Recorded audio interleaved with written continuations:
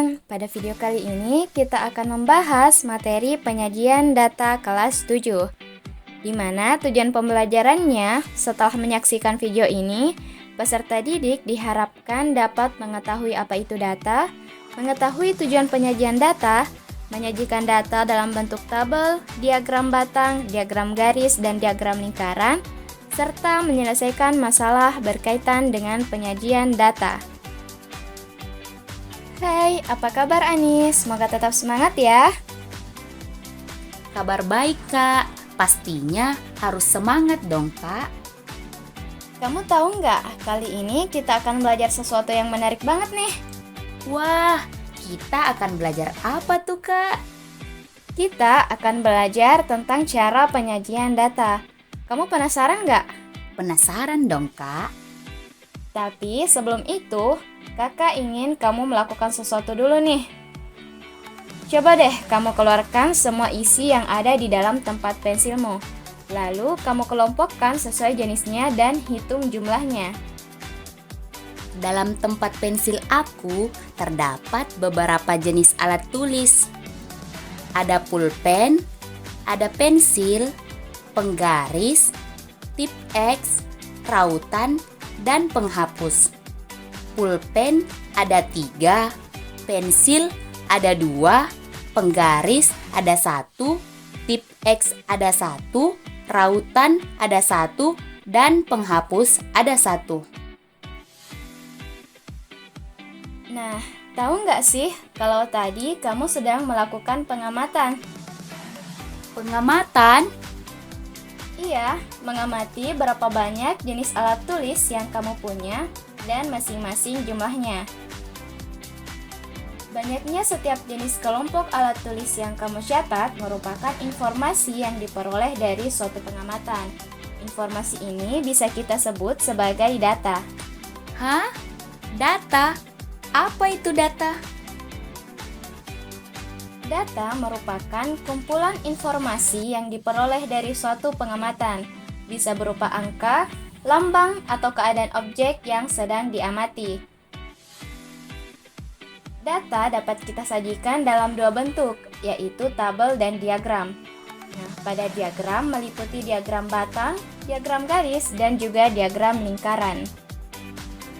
Kak, kenapa sih kita perlu melakukan penyajian data? Tujuannya adalah supaya data yang kita peroleh lebih mudah dibaca dan dimengerti, sehingga memudahkan kita untuk menganalisis dan mengambil kesimpulan. Oh, gitu ya, Kak. Lalu, cara menyajikan datanya gimana, Kak? Simak penjelasan berikut ini. Cara penyajian data yang pertama yaitu tabel. Tabel adalah penyajian data dalam bentuk baris dan kolom. Setiap baris dan kolom memiliki judul atau kategori untuk menjelaskan jenis data yang diwakili. Nah, misalkan kita mempunyai data nilai ulangan kelas 7, di mana terdiri dari nilai 7, 5, 6, 8, dan seterusnya. Selanjutnya, kita membuat tabel terlebih dahulu, di mana kolom pertama berisi nilai, kolom kedua berisi jumlah atau frekuensi. Nah, kelompokkan nilai yang sama mulai dari nilai yang terkecil ke terbesar dan menentukan jumlah kelompok nilai yang sama. Yang pertama, kita mulai dari nilai yang terkecil yaitu 5. Kita masukkan ke tabel, di mana nilai 5 ini memiliki jumlah atau frekuensi 2. Dengan cara yang sama, kita melangkah ke nilai yang selanjutnya yaitu 6. Jumlahnya 3, 7, nilainya, jumlahnya 5, 8 jumlahnya 4, 9 jumlahnya 2. Cara penyajian data yang kedua yaitu diagram batang. Nah, diagram batang adalah grafik yang menyajikan data dalam bentuk batang persegi panjang dengan tinggi atau panjangnya sebanding dengan nilai yang diwakilinya. Contohnya, selama 1 tahun, toko Anggo mencatat keuntungan setiap bulan. Keuntungan toko Anggo per bulan dihitung dalam jutaan rupiah, di mana bulan ke-1 keuntungannya 2,5 juta, bulan kedua keuntungannya 1,8 juta, bulan ketiga keuntungannya 2,6 juta, bulan keempat keuntungannya 4,2 juta, bulan kelima keuntungannya 3,5 juta, bulan ke-6 keuntungannya 3,3 juta, bulan ke-7 keuntungannya 4 juta, bulan ke-8 keuntungannya 5 juta, bulan ke-9 keuntungannya 2 juta, bulan ke-10 keuntungannya 4,2 juta, bulan ke-11 keuntungannya 6,2 juta, dan bulan ke-12 keuntungannya 6,2 juta. Pertanyaannya, A. Buatlah diagram batang dari data tersebut. B. Berapakah keuntungan terbesar yang diperoleh toko Anggo selama 1 tahun? C. Kapan toko Anggo memperoleh keuntungan yang sama selama 2 bulan berturut-turut? Adapun langkah-langkah yang digunakan dalam membuat diagram batang. Yang pertama adalah buatlah nama bulan pada sumbu mendatar dan keuntungan pada sumbu tegak.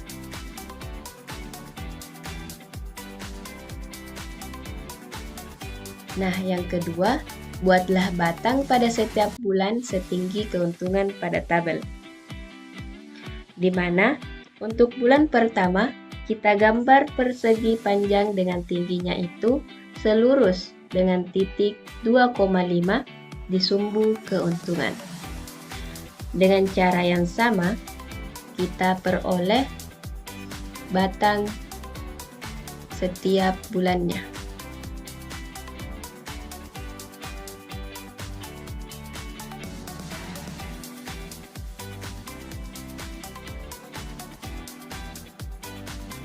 Dari diagram tersebut, tampak bahwa keuntungan terbesar yang diperoleh oleh toko Anggo selama 1 tahun adalah sebesar Rp6.200.000. Karena dari diagram tersebut dapat dilihat bahwa persegi panjang yang paling tinggi berada pada bulan 11 dan bulan ke-12 dengan keuntungan sebesar Rp6.200.000. Cara penyajian data yang ketiga yaitu diagram garis. Nah, diagram garis adalah suatu grafik berupa garis lurus yang menghubungkan titik tengah suatu data dengan data lainnya. Biasanya digunakan untuk menggambarkan data tentang keadaan yang berkesinambungan atau sekumpulan data yang kontinu. Misalnya, jumlah penduduk setiap tahun, perkembangan berat badan bayi setiap bulan, dan suhu badan pasien setiap jam. Adapun langkah-langkah dalam membuat diagram garis, misalkan kita diberikan data berat badan seorang bayi yang dipantau sejak usia 1 bulan sampai usia 9 bulan. Di mana berat badan bayi usia 1 bulan yaitu 4 kg, usia 2 bulan 5,2 kg, usia 3 bulan 6,4 kg, usia 4 bulan 6,8 kg, usia 5 bulan 7,5 kg, usia 6 bulan 8 kg, usia 7 bulan 8 kg, usia 8 bulan 8,8 kg, dan usia 9 bulan 8,6 kg. Nah, pertanyaannya, buatlah diagram garisnya. Pada usia berapa bulan berat badannya menurun, dan pada usia berapa bulan berat badannya tetap. Nah, di sini kita sudah memperoleh data berat badan bayi yang dipantau sejak usia 1 bulan sampai dengan usia 9 bulan. Nah, langkah pertama, buatlah sumbu mendatar yang menunjukkan usia anak dalam bulan dan sumbu tegak yang menunjukkan berat badan anak dalam kilogram. Kemudian langkah yang kedua, Gambarlah titik koordinat yang menunjukkan data pengamatan pada waktu T bulan dan hubungkan titik-titik koordinat yang diperoleh dengan garis lurus. Nah, misalkan pada bayi yang berusia 1 bulan itu dari data kita ketahui berat badannya 4 kg. Maka di diagram kita buat titik koordinatnya, di mana titik koordinat ini memotong sumbu usia pada titik 1 dan sumbu berat dengan titik 4, sehingga didapat potongannya itu pada titik 1 dan 4. Begitupun untuk bayi dengan usia 2 bulan di mana beratnya itu 5,2 kg, kita buat titik yang memotong sumbu usia di titik 2 dan sumbu berat di titik 5,2. Kemudian kita hubungkan titik koordinat yang pertama dengan titik koordinat yang kedua dengan garis lurus. Dengan cara yang sama kita lakukan sampai dengan usia 9 bulan. Nah, dari kedua langkah sebelumnya, diperolehlah diagram garis dari data tersebut seperti pada gambar. Dari diagram kita dapat melihat bahwa berat badan bayi menurun pada usia 8-9 bulan, di mana pada usia 8 bulan itu berat badannya 8,8 kg, sedangkan pada usia 9 bulan beratnya 8,6 kg, sehingga berat badan bayi berkurang sebesar 0,2 kg.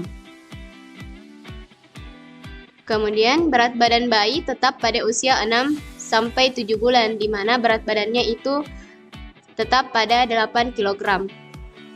Cara penyajian data yang keempat yaitu diagram lingkaran. Diagram lingkaran adalah bentuk penyajian data dalam bentuk lingkaran yang dibagi menjadi beberapa bagian yang luasnya disesuaikan dengan data yang ada. Berikut langkah-langkah penyajian data menggunakan diagram lingkaran. Data pelajaran yang digemari siswa kelas 7 MTSS As-Shalihin. Siswa gemar kesenian ada 16, siswa yang gemar matematika ada 10, siswa yang gemar bahasa Inggris ada 5, dan siswa yang gemar olahraga ada 9.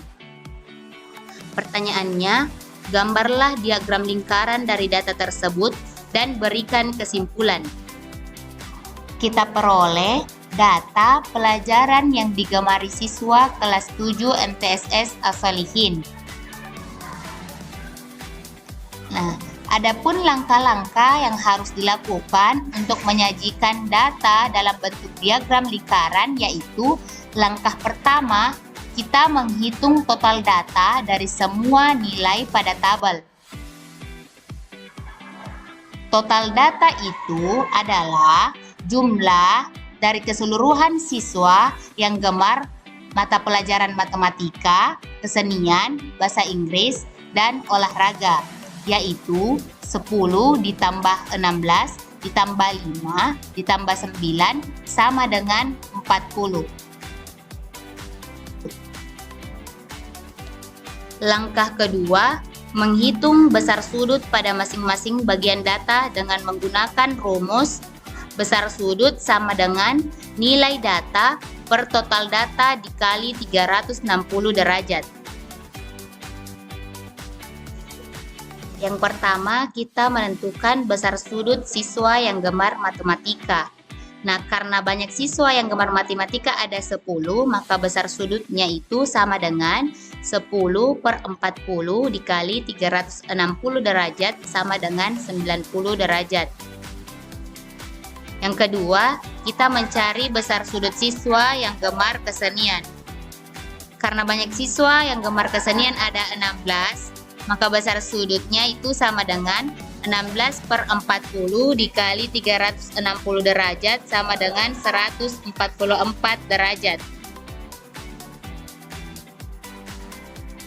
Yang ketiga yaitu kita mencari besar sudut siswa yang gemar bahasa Inggris. Dengan cara yang sama diperoleh 45 derajat. Dan besar sudut siswa yang gemar olahraga itu sama dengan 81 derajat. Langkah ketiga, menghitung persentase pada masing-masing bagian data dengan menggunakan rumus persentase sama dengan nilai data per total data dikali 100%.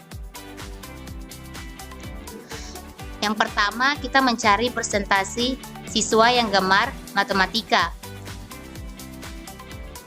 Karena banyak siswa, ada 10 yang gemar matematika, maka persentasenya itu sama dengan 10 per 40 dikali 100% sama dengan 25%. Yang kedua, kita mencari persentase dari siswa gemar kesenian. Nah, karena banyak siswa yang gemar kesenian itu ada 16, maka persentasenya itu sama dengan 16 per 40 dikali 100% sama dengan 40%. Dengan cara yang sama, diperoleh persentase siswa yang gemar bahasa Inggris sebanyak 12,5%. Dan persentase siswa yang gemar olahraga sebanyak 22,5%.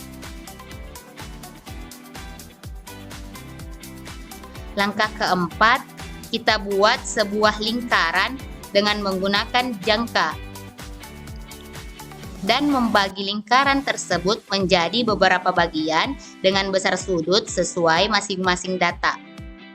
Misalnya, siswa gemar matematika itu sama dengan 90 derajat, maka gambarnya besar sudutnya seperti pada gambar yang tertampil. Kemudian, siswa yang gemar kesenian sama dengan 144 derajat, siswa yang gemar bahasa Inggris sama dengan 45 derajat, dan siswa yang gemar olahraga sama dengan 81 derajat. Langkah kelima, masukkan data-data ke dalam lingkaran sesuai besar sudut yang telah dihitung. Siswa yang gemar matematika sama dengan 90 derajat. 90 derajat itu sama dengan 25%. Siswa yang gemar kesenian sama dengan 144 derajat sama dengan 40%. Siswa yang gemar bahasa Inggris sama dengan 45 derajat sama dengan 12,5%. Siswa gemar olahraga sama dengan 81 derajat sama dengan 22,5%. Langkah keenam, setiap data yang terdapat dalam lingkaran diberi arsiran atau warna yang berbeda. Seperti pada gambar yang tampil, di sini diagram lingkaran diberi warna setiap bagiannya. Misalnya yang warna biru itu matematika, kesenian itu warna merah, bahasa Inggris itu hijau, dan olahraga itu warna ungu. Yang ketujuh, masing-masing data yang terdapat dalam lingkaran diberi identitas. Misalnya, nama data disertai nilai presentasinya atau nilai presentasi saja, sedangkan nama data dicantumkan nilai presentasinya saja, sedangkan nama data dicantumkan pada catatan tersendiri yang terletak di luar lingkaran, disertai dengan arsir atau warna yang sesuai seperti yang terdapat di dalam lingkaran. Nah, ini merupakan contoh dari penggunaan identitasnya, yaitu nilai presentasi saja, dan nama datanya itu dicantumkan pada catatan yang tersendiri, di mana catatan itu terletak pada luar lingkaran.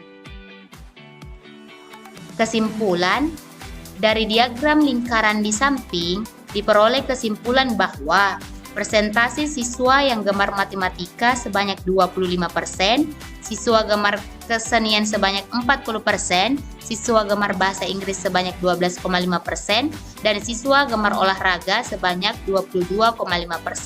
Selain itu, mata pelajaran yang paling digemari siswa adalah kesenian dan yang kurang digemari siswa adalah bahasa Inggris. Terima kasih, Kak. Sekarang aku jadi paham bagaimana cara menyajikan data.